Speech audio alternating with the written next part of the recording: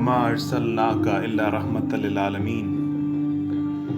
Assalamu alaikum listeners, and you are listening to Saula Malik. Welcome to another episode of Socratic Learner. سامعین، ہم last Islamic history کو discuss کر رہے تھے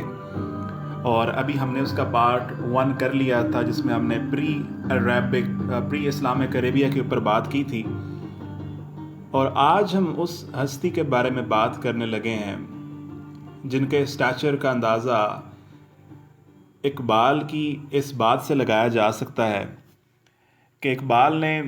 جب the reconstruction of religious thoughts in Islam لکھی تو اس میں اقبال نے کہا کہ ایک بہت بڑے صوفی ہیں عبد القدس آف گنگو، انہوں نے کہا تھا کہ prophet Muhammad of Arabia ascended the highest heaven. آپ عرش معلی کے اوپر تشریف لے گئے، اور انہوں نے کہا کہ خدا کی قسم اگر میں وہاں ہوتا تو میں کبھی بھی واپس آنے کی بات نہ کرتا، لیکن پروفٹ واز دا ون جو خدا کے ساتھ ان کی میٹنگ، اور اس میں بھی وہ امت کے بارے میں بات کر رہے تھے، اور اس میں بھی وہ یہی بات کر رہے تھے کہ I wanna go back، کہ ابھی بھی جو امت کی حالات ہیں وہ ٹھیک کرنے والے ہیں. سو یہ ایک ان کا اسٹیچر ہے. اور جب تھامس کارلائل نے ہیرو ایز اے پروفٹ لکھا تو اس میں اس نے کہا تھا کہ پہلے جو ہیروز تھے ان کو ایز گاڈ کنسیڈر کیا جاتا تھا، لیکن prophet Muhammad change the tradition in a way that now he was considered as a messenger of God. اور انہوں نے پھر ان بیڈوئنس کو ٹرین کیا، and they went on to consolidate the largest empire of the world in 7th 8th century, جب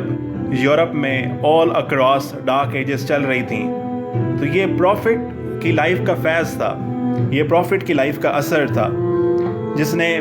دلوں کو کیپچر کیا. یہ پروفٹ کی لائف کا اثر تھا جس کی وجہ سے جو بیڈوئنس تھے وہ 360 آئیڈل کو ورشپ کرنے والے، ان کے دل بدلے. اور خدا کی ڈیفینیشن اگر آپ کریں نا تو one of the finest definition of God is an absence which is always present, and prophet is the one who makes absence present. تو prophet کی جو لائف ہے 570 CE میں آپ کی برتھ ہوتی ہے بنو ہاشم کلان میں، اور یہ بنو ہاشم کلان جو تھا یہ سب سیٹ تھا قریش ٹرائب کا، اور قریش وہ تھے جو اس ٹائم پہ مکہ کو کنٹرول کر رہے تھے، اور مکہ اس ٹائم پہ ٹریڈنگ سینٹر تھا، ہب تھا عربین پیننسولا کا، یعنی پورے عربین پیننسولا کی جو ٹریڈ ہوتی تھی وہ مکہ کے تھرو ہوتی تھی، کیونکہ کراس روڈ جو تھا یہ پرووائڈ کرتا تھا. اور دوسرا یہ تھا کہ چونکہ مکہ میں کعبہ تھا تو ہر سال پورے عرب سے لوگ کعبہ میں آتے اور حج کرتے، اور یہی وہی کعبہ تھا اس ٹائم پہ جب 360 بت وہاں پہ موجود تھے. اور ایک اور جو اس کے ساتھ ہو رہا تھا نا کہ جو حج پہ لوگ آتے تھے تو ساتھ میں بزنس بھی تھا، تو عربوں میں یہ بزنس کے لیے بھی چل پڑا تھا، یعنی مکہ اس لحاظ سے بھی مشہور ہو گیا تھا کہ اب ان کا بزنس جو تھا وہ بھی فلرش کرنا شروع ہو گیا تھا. پورے عربین پیننسولا سے لوگ آتے تھے اور یہاں بزنس کرتے تھے،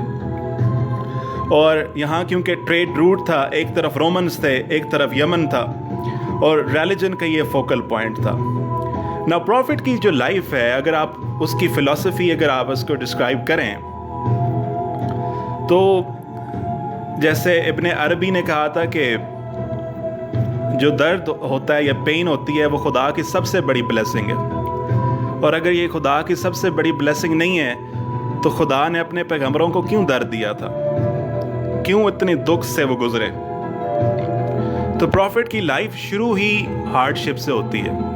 پروفٹ کی لائف شروع ہی مصائب سے ہوتی ہے، پروفٹ کی لائف شروع ہی ایز این آرفن ہوتی ہے، یتیم پیدا ہوئے۔ آپ کی ولادت سے پہلے آپ کے جو والد تھے عبداللہ، ان کی ڈیتھ ہو جاتی ہے۔ آپ 6 سال کے ہوتے ہیں تو آپ کی والدہ آمنہ کی ڈیتھ ہو جاتی ہے، اور پھر آپ کو آپ کے جو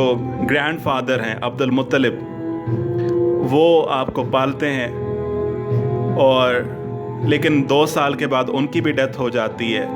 اینڈ دین ابو طالب ٹک آن دا responsibility, Abu Talib was the paternal uncle. So prophet کی لائف کی اگر آپ شروع سے سمجھیں تو ہارڈ شپ تھی، مشکلات تھیں، مسئلے تھے، یعنی ہی did not have the silver spoon in his mouth، اور نہ ہی وہ پارٹ آف رولنگ کلاس تھے، لیکن ایک جو انہوں نے شروع سے سیکھنا شروع کیا تھا وہ تھا کہ وہ اپنے چچا کے ساتھ سیریا جاتے تھے کبھی ٹریڈنگ مشن کے اوپر۔ تو وہ پروفٹ محمد جو ایک شیپرڈ بھی تھے، جو بھیڑ بکریاں بھی چراتے تھے، انہوں نے اب عرب کو، اب سیریا میں چونکہ بزنس ہوتا تھا بڑا، تو وہ وہاں جا کے ان کا کلچر وغیرہ، وہ ان ساری چیزوں کو جو ہے وہ دیکھتے تھے اپنے انکل کے ساتھ، اور اس میں ان کی کوالٹی بلڈ اپ ہونا شروع ہوگی that he came to be renowned as Sadiq and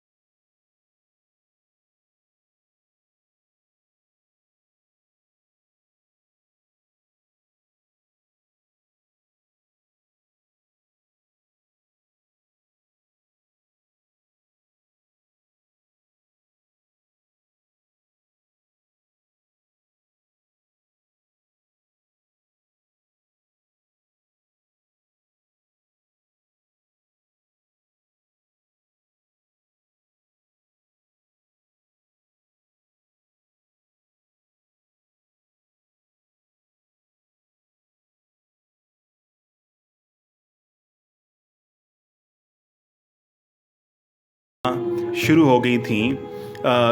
before the age of 40, before کہ آپ کے اوپر ریویلیشن ہوتی.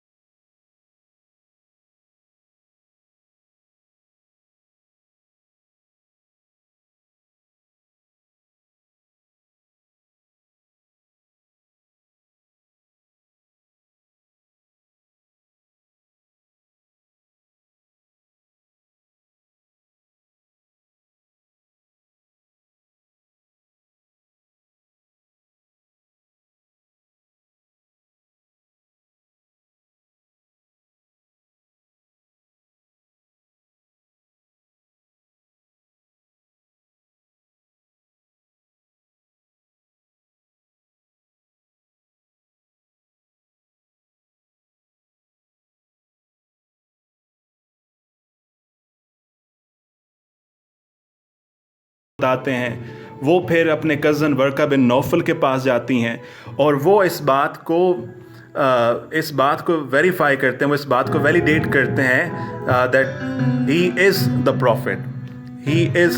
پروفٹ, اور پھر پروفٹ کوورٹ اپروچ شروع کرتے ہیں. یعنی سب سے پہلے سوشل ایک جو ریولیوشن ہوتا ہے وہ آسان نہیں ہوتا. جب بھی کوئی نیا آئیڈیا آتا ہے سوسائٹی میں, جب بھی کوئی نئی بات ہوتی ہے, وہ ایکسیپٹ کرنے میں بڑا ٹائم لگتا ہے. جیسے ہم نے دیکھا کہ مکہ جو تھا وہ ٹریڈ کے لحاظ سے اور ریلیجن کے لحاظ سے ہب تھا, تو اب وہ کہتے ہیں کہ بھائی ہم کیسے چھوڑ سکتے ہیں ان خداؤں کو جن کے اوپر ہم یقین رکھتے ہیں. تو یہ پہلے اپروچ جو تھی وہ اپنے گھر سے شروع ہوئی, اور اس کے بعد پھر یہ کوورٹ, سب سے پہلے یہ کوورٹ اپروچ تھی. اور پھر دوسرا اس کا جو آفٹر رزلٹ تھا وہ یہ تھا کہ ریڈیکیول کرنا شروع کر دیا, مذاق اڑانا شروع کر دیا. اب یہ بھی ہوتا ہے کہ یہ نیا مذہب لا رہے ہیں, ایسا کیسے ہو سکتا ہے, ہمارے آباء و اجداد نے بھی ایسا نہیں دیکھا, all that. بٹ پروفٹ کے جو قریبی تھے ان سب نے ماننا شروع کیا, اور کور آئیڈیاز آنا شروع ہو گئے جو ریویلیشن آتی گئیں. اور تو اس سوسائٹی میں پروفٹ جو تھے وہ سوشل جسٹس کی بات کرتے تھے, سبمیشن کی بات کرتے تھے. اسلام کا مطلب ہی ہے کہ سبمیشن, اور ہونا کیا شروع ہو گیا, پرزیکیوشن. اور پھر پروفٹ کو جب آفر بھی کی گئی اور پھر جب تھریٹ بھی کیا گیا, تو اس سے خوبصورت آپ کے پاس اگر الفاظ ہوں تو اگر میرے ایک ہاتھ پہ دائیں ہاتھ پہ سورج اور بائیں ہاتھ پہ چاند بھی رکھ دیں تو میں حق کے رستے سے نہیں ہٹوں گا۔ 617 CE میں بائیکاٹ ہو جاتا ہے، بنو ہاشم کلان کے ساتھ رشتے ناطے توڑ لیے جاتے ہیں، اور پھر آپ ایگزائل، یعنی یہ وہ کیفیت ہے، مشکلات ٹوٹ پڑتی ہیں، آزمائشات آتی ہیں، اور جب ایگزائل کے دن ہوتے ہیں شیب ابی طالب میں، ہنگر ہوتی ہے، سوشل آئسولیشن ہے، اکنومیکلی کوئی تعلقات نہیں ہیں، تو اس سارے عرصے میں آپ پرسسٹنٹ رہتے ہیں، آپ پیشنس رکھتے ہیں اور پرسسٹ کرتے ہیں۔ لیکن جب یہ عرصہ گزرنے کو ہوتا ہے تو آپ کو ایک بڑا سیٹ بیک لگتا ہے۔ 619 میں حضرت خدیجہ کی ڈیتھ ہو جاتی ہے، اسی سال حضرت ابو طالب کی بھی ڈیتھ ہو جاتی ہے اور اس کو عام الحزن کہا جاتا ہے۔ تو پھر پروفٹ ایگزائل کے عرصے کے بعد پروفٹ نے دیکھا کہ اب مکہ میں حالات وہ نہیں ہیں کہ یہاں پہ رہ کے پریچ کیا جائے، یہاں پہ رہ کے وہ سوشل ریولوشن لایا جائے، یہاں پہ رہ کے ایک ایگیلیٹیرین سوسائٹی بنائی جائے، عدل کے اوپر، انصاف کے اوپر، اور ایک خدا کے پیغام کو پھیلایا جائے۔ تو پروفٹ نے کہا جی کہ پھر آپشن دو بچتے تھے، ایک تو یثرب تھا اور دوسرا طائف تھا۔ یہ دونوں کالونیز تھیں جو کہ فرٹائل تھیں۔ اب طائف جو تھا وہ کوئی 65 کلومیٹر نارتھ ایسٹ کی طرف تھا مکہ سے۔ تو پروفٹ نے جو پہلا جو ان کا اقدام تھا وہ پروفٹ طائف گئے، وہاں پہ 3 بھائی تھے، ان سے ملے، لیکن رسپانس اچھا نہیں تھا، اور پھر اس کے اوپر یہ تھا کہ ان لوگوں نے تو یہ انتہا کر دی کہ آپ کے اوپر پتھر برسانا شروع کر دیے، اور پھر اس ٹائم پہ جبرائیل آئے اللہ کا حکم لے کر، اور پروفٹ سے پوچھا کہ اگر آپ حکم دیں تو ان 2 پہاڑوں کو ملا نہ دوں میں؟ تو پروفٹ نے کہا تھا نہیں جبرائیل، تم وہ نہیں دیکھتے جو محمد کی آنکھ دیکھتی ہے۔ اور پھر پروفٹ نے دعا کی تھی کہ ان میں سے ہی کوئی ایسا ہوگا جو بلیور ہوگا، اور پھر انڈین ہسٹری میں یہ لنک آگے چلتا ہے that Muhammad bin Qasim belong to that same descendancy، اسی سیم لنک سے وہ آتے ہیں۔ تو یہ پروفٹ کی فور سائٹ تھی۔ لیکن اصل جو ریڈیکل چینج ہوتا ہے، اب چونکہ طائف میں مایوسی ہوئی، لیکن حوصلہ، ہمت اور خدا کی رحمت جب ساتھ ہوتی ہے تو مایوسی نہیں رہتی۔ تو پروفٹ پھر جو اصل ریڈیکل چینج شروع ہوا تھا وہ یثرب سے ہوا تھا، یعنی مدینہ سے، جو مدینہ کا پرانا نام ہے، اور یہ کوئی 300 کلومیٹر نارتھ آف مکہ، اور یہاں پہ 2 ٹرائب تھے، ایک اوس اور دوسرے خزرج۔ ان دونوں کے درمیان بڑی فیئرس رائیولری چل رہی تھی، اور 620 میں پروفٹ کو انویٹیشن آتا ہے کہ آپ تشریف لائیں مدینہ میں، یہاں پہ حالات بہتر ہیں۔ تو کیونکہ پروفٹ صادق اور امین وہاں پہ مشہور تھے، تو 622 میں پروفٹ مائیگریٹ جو ہجرہ ہوتی ہے، 622 میں ہجرہ ہوتی ہے، اور یار غار کے ساتھ حضرت ابو بکر کے ساتھ مدینہ المنورہ تشریف لے کے جاتے ہیں، اور اسی جرنی میں بعد میں پھر جیسے 1215 میں میگنا کارٹا آتا ہے، اور یعنی ایک چارٹر آتا ہے، لیکن جو چارٹر آف مدینہ پروفٹ نے دیا تھا، اس کے اوپر ہم نیکسٹ میں بات کریں گے، یعنی میگنا کارٹا سے بڑا یا ایک جو فاؤنڈیشن تھی وہ چارٹر آف مدینہ تھا۔ اگر آپ چارٹر آف مدینہ کو اٹھا کے پڑھیں اور اس کی جو شقیں ہیں